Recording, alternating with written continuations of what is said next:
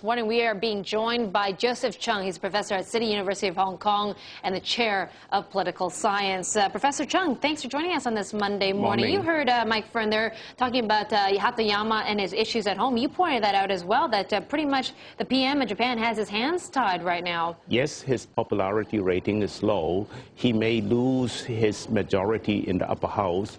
This will make it difficult for his government to get bills passed, although he has a majority in the lower house, so his government will stay. Now, what was accomplished this weekend, if anything, from these discussions? Well, preparations have not been intensive, so we did not have many important breakthroughs. Certainly, China has been more forthcoming with regard to the East Asian Economic Community idea.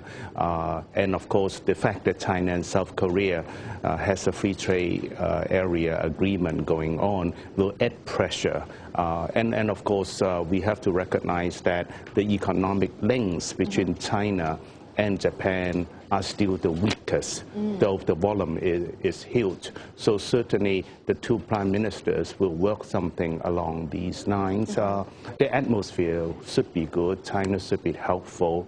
Hatoyama did raise the controversial issue of the sovereignty over the Diaoyutai Islands, Senkaku Islands to Japan.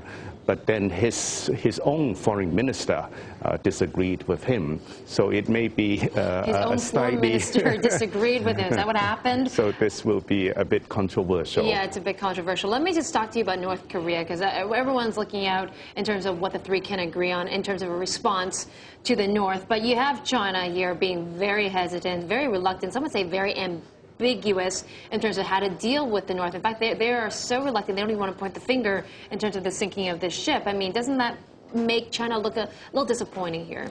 It may look a little bit disappointing, but it's also expected. I think China's position probably will be it is not beneficial for China to join South Korea and Japan to condemn North Korea severely. Rather, in that case, it will push North Korea into a corner. It will make things difficult. And instead, China, of course, will say it will try to diffuse tension.